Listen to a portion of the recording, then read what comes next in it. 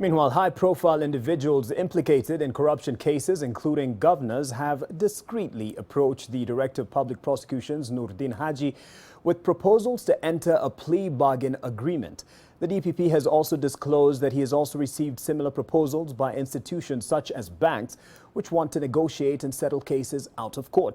Okukusa reports that it may be a tough journey ahead for those who have confessed their ills.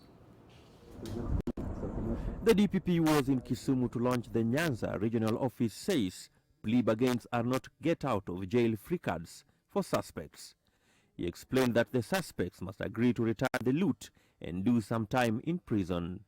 If such an individual would come in on issues of graft, then my bare minimum is, 1, they would have to pay 3 times what they stole.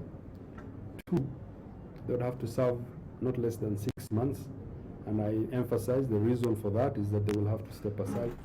This is most likely to complicate matters for governors facing graft cases since, according to the Constitution, 6 months in prison locks out one from public office. Asked whether Kiambu Governor Ferdinand Waititu, who is currently facing a corruption case involving road construction tenders, was among those who had approached him, the DPP was non-committal. This is about plea bargaining. One of the tenets of plea bargaining is confidentiality.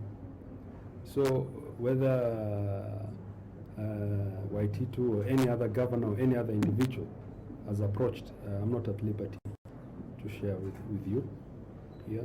But when we do enter into a plea agreement, then it will be before court and before the magistrate.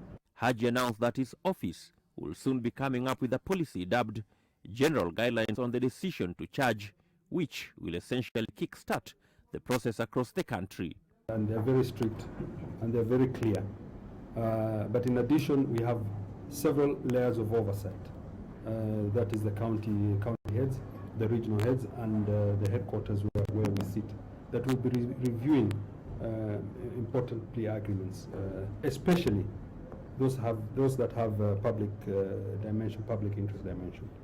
The DPP, who heads to Homa Bay County on Wednesday, pledged that more complex graft cases akin to the Kimwarer and Aror Dams scandal were in the offing, adding that they are likely to have a wider ramification on how graft is perceived in the country.